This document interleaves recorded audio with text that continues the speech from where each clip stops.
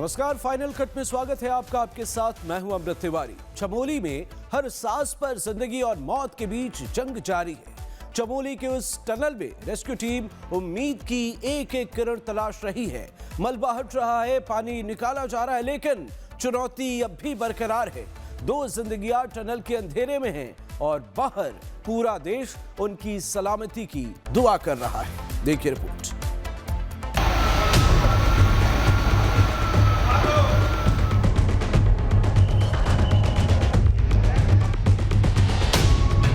उत्तराखंड के चमोली में टनल के भीतर फंसे 2 मजदूरों की जिंदगी से जंग जारी है। आपदा प्रबंधन विभाग दोनों मजदूरों को बचाने के लिए युद्ध स्तर पर रेस्क्यू ऑपरेशन चला रहा है, लेकिन टनल में रिस रहा पानी और मलबा रेस्क्यू टीम के लिए चुनौती बना हुआ है। रेस्क्यू टीम ने टनल के भीतर से पानी निकालने के लिए डिवाटरिंग पंप लगाए। जैसे ही पानी निकल जा रहा है, रेस्क्यू टीम मलबे के बीच से रास्ता बनाकर आगे बढ़ रही है। रेस्क्यू टीम ने टनल के भीतर मजदूरों की तलाश के लिए 2 खोजी कुत्ते भी भेजे। पीपलकोटी में रेस्क्यू ऑपरेशन जारी और आप देख सकते हैं अब डॉग स्क्वाड यहाँ पर आ गए हैं। लोग अभी भी मिस है और उनकी खोज के लिए अब यहाँ पर आप देखिए तस्वीरों में एनडीआरएफ की टीम यहाँ पर डॉग स्क्वाड यहाँ पर ले आई है। पर एनडीआरएफ लगातार यहाँ पर काम कर रही है और देखिए अब टनल के अंदर अब डॉग यहाँ से जा रहे हैं। चमोली में टनल से रेस्क्यू के दौरान आज एक और मजदूर का शव निकाला गया। इस मजदूर की पहचान छत्तीसगढ़ के देवनाथ के रूप में हुई। देवनाथ के शव को पोस्टमार्टम के लिए गोपेश्वर जिला चिकित्सालय भेजा गया है। टनल से अब तक कुल 20 मजदूरों को निकाला जा चुका है, जिनमें से 8 मजदूरों की मौत हो गई है। 12 मजदूर पूरी तरह से सुरक्षित हैं, जबकि 2 मजदूर अभी भी लापता बताए जा रहे हैं। THDC project director Ajay Verma ने मृतक मजदूरों के परिवार को 5 लाख रुपए की आर्थिक सहायता देने का भरोसा दिया है। अजय वर्मा ने घटना की वजहों की जांच करने की बात भी कही। ये जांच का विषय है। हाइड्रो प्रोजेक्ट्स में इस तरह का इतना पानी एक साथ आना किसी टनल में, ये अप्रत्याशित घटना है। इतनी आवाज़ के साथ और इस तरह से पानी का लीक होना, जो कि 1.2 किलोमीटर पीछे तक भर गया और लोग उसमें हमारे जो मजदूर काम कर रहे थे फंस गए। ये एक जांच का विषय है और इसकी हम एक जो जियो फिजिकल जांच होती है वो कराएंगे और फिर इसका किस तरह से ट्रीटमेंट किया जा सकता है उसके हम लोग काम करेंगे। टनल के अंदर पानी का रिसाव पूरी तरह रुक नहीं रहा। पंप जितनी तेजी से पानी निकाल रहे हैं, उसी रफ्तार से टनल के भीतर पानी फिर भर जा रहा है। पानी कम होने के बाद भी रास्ता साफ नहीं दिख रहा है। पानी के साथ आया मलबा नीचे जमा है और कई जगह दलदल जैसा हो गया है। इसलिए रेस्क्यू टीम को पानी निकालना, मलबा हटाना और सुरक्षित रास्ता बनाना, तीनों काम एक साथ करने पड़ रहे हैं। रेस्क्यू ऑपरेशन में THDC, HCC, NDRF, SDRF, CISF और जिला प्रशासन की टीमें लगी हैं। टीमें 2 शिफ्ट में काम कर रही हैं। रेस्क्यू ऑपरेशन पिछले 2 दिन से चल रहा है। चुनौतियों में ये है कि टनल के अंदर जल भराव हो गया है सीपरेज के कारण, और वो जल भराव पिछले 2 दिन से लगातार है। उसके वाटर लेवल को कम करने की कोशिश की जा रही है। कई सारी लगभग 17 पंप को कंस्ट्रक्शन कंपनी द्वारा एम्प्लॉय किया गया है और अभी सुबह जो है 2 फीट लगभग पानी कम हो गया है। पानी का भराव पिछले कल जो है 4.5 से 5 फीट था, आज वो घटकर लगभग 2.5 से 3 फीट हो गया है। तो हम यही उम्मीद कर रहे हैं कि पानी जल्दी से जल्दी निकल जाए और हम अपना रेस्क्यू ऑपरेशन आगे शुरू कर पाएंगे। चमोली में टनल हादसे वाली जगह सीएम धामी के साथ अलग अलग मंत्री पहुंचकर रेस्क्यू का जायजा ले रहे हैं। उत्तराखंड के मंत्री मदन कौशिक ने घटनास्थल का निरीक्षण कर हालात की जानकारी ली। इसके बाद उन्होंने अस्पताल पहुंचकर मजदूरों का हाल चाल भी जाना। मदन कौशिक ने चमोली के डीएम गौरव कुमार और कंपनी प्रबंधन से भी घटना की जानकारी ली। इस दौरान उन्होंने रेस्क्यू ऑपरेशन की प्रगति को लेकर चर्चा की। साथ ही टनल के अंदर फंसे मजदूरों को जल्द से जल्द सुरक्षित बाहर निकालने के लिए आवश्यक दिशा निर्देश दिए।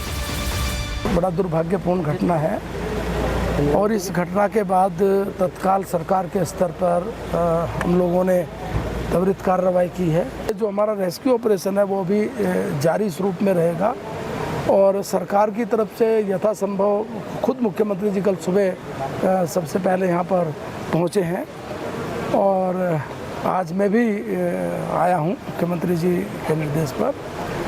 जब तक ये रेस्क्यू पूरा नहीं होगा हमारी टीम यहाँ काम उस रूप में करती रहेगी और हम पूरी तरीके से जो यहाँ नहीं रहे, कैजुअल्टी हुई है या जो घायल है, उनके परिवारों के साथ हैं।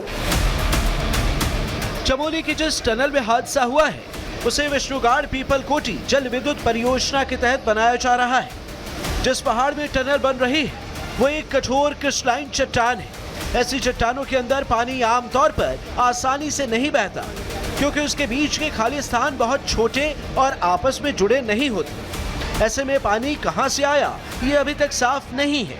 हालांकि अब देखने वाली बात ये है कि टनल में फंसे मजदूरों को आखिर कब तक निकाला जाता है। Bureau report, Republic Bharat. जो मशाल लेकर निकले हैं वो रास्ता बदलना जानते हैं, जो हक के लिए लड़ते हैं वो तख्त हिलाना जानते हैं। रांची में आज तिरंगे के साथ छात्रों ने सरकार को सीधा संदेश दिया। जेपीएससी, जेएसएससी समेत भर्ती परीक्षाओं में गड़बड़ी और कथित भ्रष्टाचार की जांच की मांग को लेकर हजारों छात्र सड़कों पर उतरे। छात्रों ने 20 अगस्त को सीएम आवास घेराव का भी ऐलान किया है। देखिए रिपोर्ट।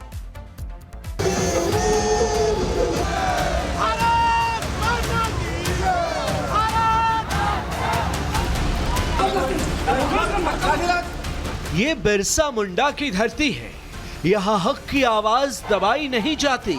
उल गुलान की मिट्टी है ये, यहाँ हक की लड़ाइयां तिरंगे के साथ लड़ी जाती।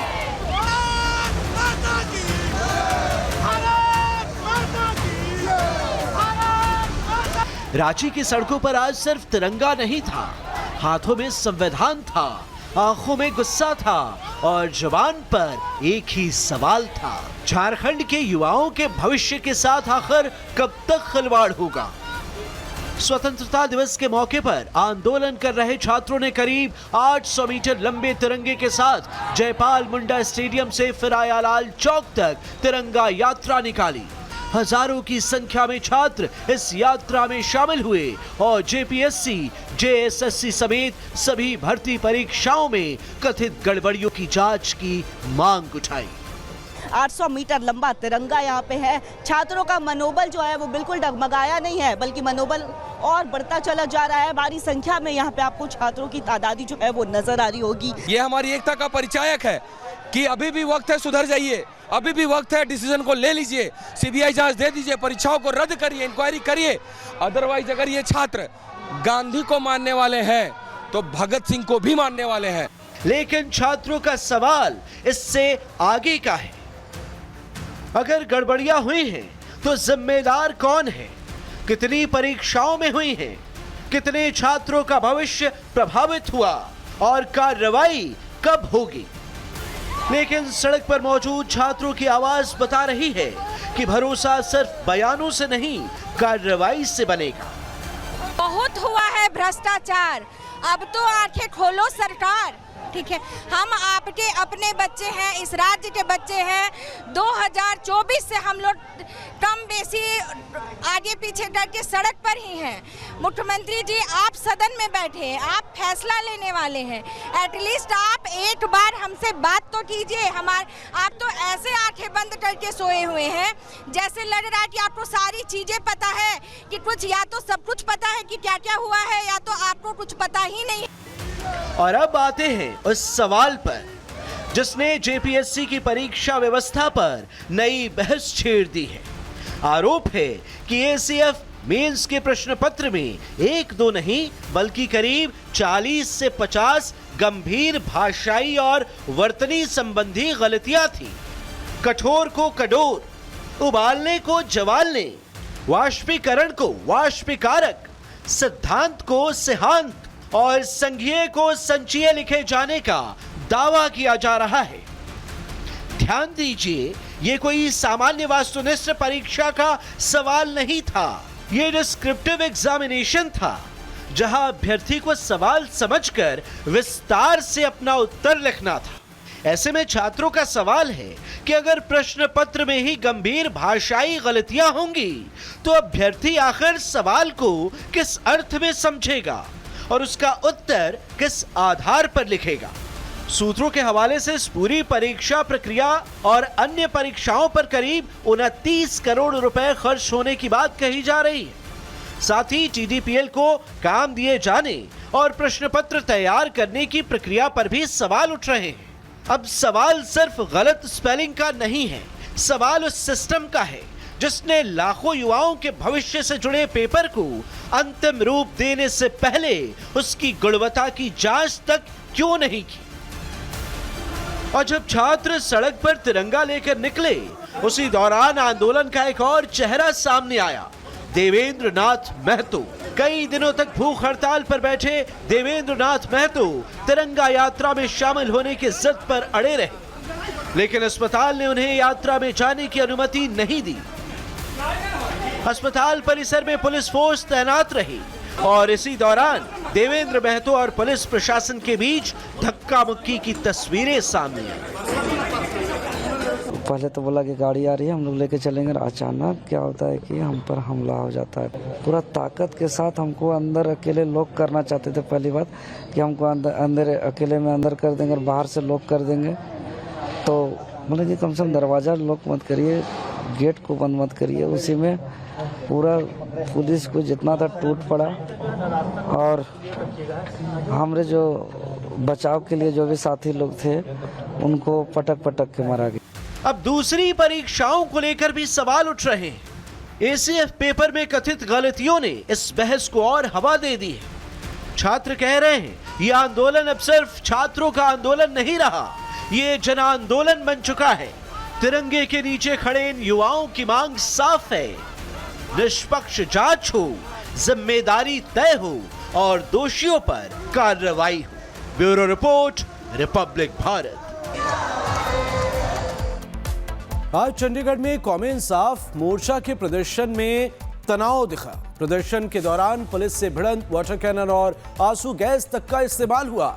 बंदियों की रिहाई और हवाला की पैरोल की मांग के बीच अब सवाल है, क्या ये तरीका कानून व्यवस्था के लिए नई चुनौती है?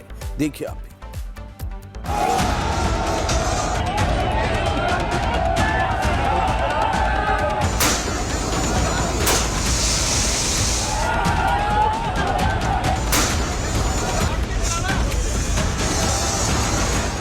पंजाब की जेलों में बंद सिख बंदियों की रिहाई की मांग का मुद्दा गरमाया हुआ है।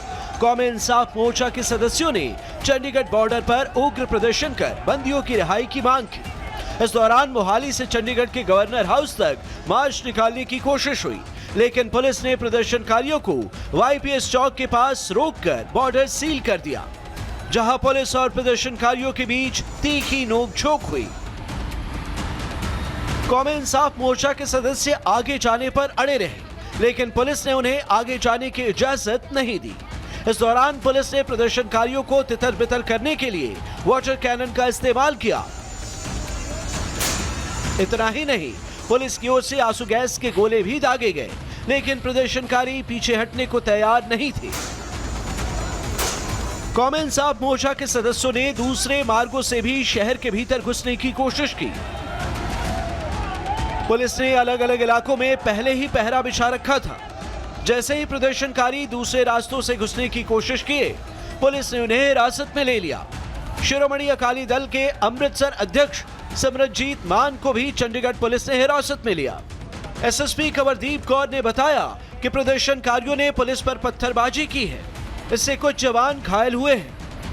ਅਸੀਂ ਉਹਨਾਂ ਨੂੰ ਲਿਖਤੀ ਵਾਰਨਿੰਗ ਤੇ ਬੋਲ ਕੇ ਵੀ ਬਾਰ-ਬਾਰ ਬੇਨਤੀ ਕੀਤੀ, ਵਾਰਨਿੰਗ ਦਿੱਤੀ ਕਿ ਕਿਸੇ ਵੀ ਤਰ੍ਹਾਂ ਦਾ ਹਿੰਸਾ ਨਾ ਕੀਤੀ ਜਾਵੇ। ਕੁਝ ਜ਼ਿਆਦਾ ਅਗਰੈਸਿਵ ਲੋਕ ਜਿਨ੍ਹਾਂ ਦੇ ਹੱਥਾਂ 'ਚ ਤੇਜ਼ਧਾਰ ਹਥਿਆਰ ਸੀ, ਉਹਨਾਂ ਨੇ ਅੱਗੇ ਆ ਕੇ ਬੈਰੀਕੇਡ ਤੋੜੇ ਤੇ ਪੁਲਿਸ ਤੇ ਅਟੈਕ ਕਰਨ ਦੀ ਕੋਸ਼ਿਸ਼ ਕੀਤੀ। ਇਸ ਕਰਕੇ ਅਸੀਂ ਲੌਫੁਲੀ ਆਪਣੀ ਕਾਰਵਾਈ 'ਚ ਨॉन ਲੀਥਲ ਫੋਰਸ ਯੂਜ਼ ਕਰਕੇ ਵਾਟਰ ਕੈਨਨ ਤੇ ਕੁਝ ਟੀਅਰ ਗੈਸ ਸ਼ੈਲਿੰਗ ਯੂਜ਼ ਕਰਕੇ ਉਹਨਾਂ ਨੂੰ डिस्पर्स ਕੀਤਾ। कौमी इंसाफ मोर्चा के नेताओं ने कहा कि आज का प्रोग्राम सफल हो गया है, अब हम आगे नहीं बढ़ेंगे। 21 अगस्त को पंजाब बंद करेंगे। नेताओं ने कहा कि पुलिस वाले चंडीगढ़ का रास्ता बंद करते हैं, हम किसी तरह का रास्ता बंद नहीं करते हैं। आज भी पुलिस ने रास्ता बंद किया था। कौमी इंसाफ मोर्चे की तरफ से कभी भी बैरिकेडिंग नहीं तोड़े गए। हम तो सरकारें को कहते हैं भी बैरिकेड बिल्कुल ना करो, हमारी ड्यूटी है, हम उसको पीसफुली से करेंगे। पर सरकारें बिना वजह से ही बैरिकेड जिस तरह से कर रही हैं, आप मीडिया की तरफ से देख रहे हैं, सो सरकारें हमारे को इस करने के लिए मजबूर कर रही हैं। प्रदर्शनकारी बंदियों की रिहाई के साथ साथ पूर्व सीएम बेअंत सिंह की हत्या से जुड़े केस में उम्र कैद काट रहे हवारा को पैरोल देने की मांग की है। दरअसल हवारा अपनी बीमार मां से मिलने के लिए पैरोल मांग रहा है। सीएम भगवंत मान ने गवर्नर से 10 दिन की पैरोल देने की सिफारिश की है। गवर्नर ने यह सिफारिश केंद्रीय गृह मंत्रालय को भेज दी है। सूत्रों का दावा है कि हवारा को पहले 1 दिन की पैरोल दी जा रही थी, जो उसने लेने से इनकार कर दिया, जिसके बाद ये विरोध प्रदर्शन हुआ है। कौमी इंसाफ मोर्चा सजा काट चुके बंदियों की रिहाई की मांग को लेकर 2023 से प्रदर्शन कर रहा है। इसके अलावा कुछ खतरनाक कैदियों को पैरोल देने की वकालत भी ये संगठन करता रहा है। ऐसे में 15 अगस्त के दिन जिस तरह से इन्होंने चंडीगढ़ की व्यवस्था खराब करने की कोशिश की है, उससे कई सवाल खड़े हो रहे हैं। हालांकि अब देखना ये होगा कि पंजाब पुलिस इस संगठन पर लगाम कसने के लिए आगे क्या कुछ कदम उठाती है। Bureau report, Republic Bharat. Gujarat में शराबबंदी के बावजूद अवैध शराब का कारोबार किस तरह बेखौफ जारी है, इसकी तस्वीर सूरत से सामने आई है। पुलिस ने एक अवैध शराब पार्टी पर छापा मारकर 22 लोगों को गिरफ्तार किया है, जिनमें 8 महिलाएं भी शामिल हैं। आखिर ड्राई स्टेट में शराब की ये खेप पहुंची कैसे और इस पूरे नेटवर्क के पीछे कौन है, देखिए हमारी ये रिपोर्ट।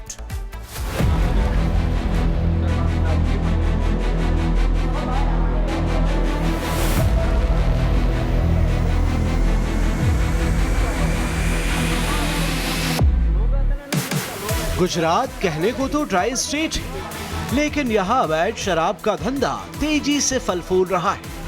चाहे शादी हो या फिर पार्टी, शराब का इंतजाम हो ही जाता है। कम से कम सूरत की तस्वीरें तो यही बता रही हैं, जहां पुलिस ने एक पार्टी में छापा मारकर अवैध शराब का सेवन करते करीब 22 लोगों को गिरफ्तार किया है। इन तस्वीरों को देख लीजिए। सूरत की ये वही जगह है जहां अवैध शराब की पार्टी चल रही थी। हैरानी की बात यह है कि इस पार्टी में पुरुषों के साथ महिलाएं भी शामिल थी। पुलिस की छापेमारी में कुल 8 महिलाएं हिरासत में ली गई। इसके अलावा इस पार्टी में 14 पुरुष भी शामिल थे, जिनके खिलाफ कानूनी कार्रवाई की गई। पुलिस को इस पार्टी से शराब की कई बोतलें, केन, केक, सिगरेट, चिप्स के पैकेट और सोडा वाटर बरामद हुए। पुलिस को जो केक मिला है उस पर 3 महिलाओं की फोटो लगी है, जिसे देखकर ऐसा लग रहा है कि इन महिलाओं के लिए ही ये पार्टी दी गई थी। पुलिस को पार्टी वाली जगह के पास लग्जरी कारें भी मिली हैं। पुलिस का दावा है कि इन्हीं कारों से लोग पार्टी में शामिल होने के लिए आए थे। ड्राई स्टेट गुजरात में शराब कहां से आई, कौन लेकर आया, क्या ऐसी और भी जगहें हैं जहां अवैध शराब की पार्टी होती है? पुलिस अब इस सारे पहलुओं की जांच में जुट गई है। पुलिस अधिकारियों का कहना है कि इस मामले की जांच कर दोषियों के खिलाफ सख्त कार्रवाई की जाएगी।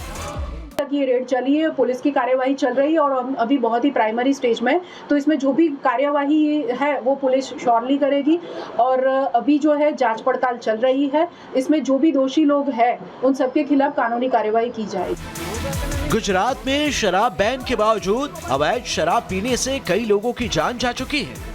ऐसा कई बार हो चुका है। ऐसे में पुलिस की कोशिश है कि गुजरात से अवैध शराब के इस पूरे नेक्सस की जांच कर उसे जड़ से उखाड़ दिया जाए। हालांकि अब देखना यह है कि आखिर इस मामले की जांच कहां तक जाती है और इसके दायरे में कौन कौन लोग आते हैं। Bureau report, Republic Bharat. Social media को अक्सर सिर्फ मनोरंजन का प्लेटफॉर्म माना जाता है, लेकिन अलीगढ़ से आई तस्वीर बताती है कि अगर आवाज में दम हो तो सोशल मीडिया बदलाव का जरिया भी बन सकता है। एक स्कूली छात्रा ने खराब सड़क की समस्या को लेकर सोशल मीडिया पर आवाज उठाई और प्रशासन ने तुरंत इसका संज्ञान लिया। अब करीब 45 लाख रुपए लागत से सड़क और नाली का निर्माण कार्य शुरू हो गया है। देखिए रिपोर्ट।